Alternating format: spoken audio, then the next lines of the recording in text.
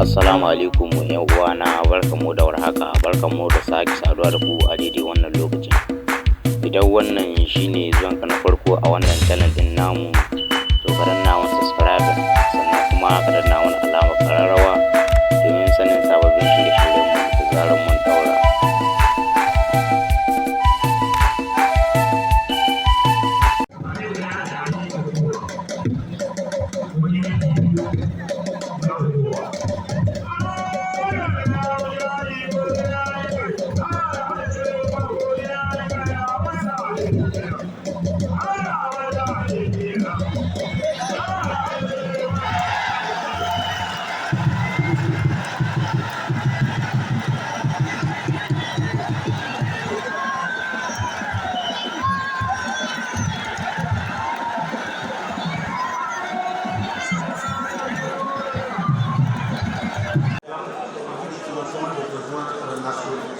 Alors cela, il faudrait comprendre que nous vivons en société.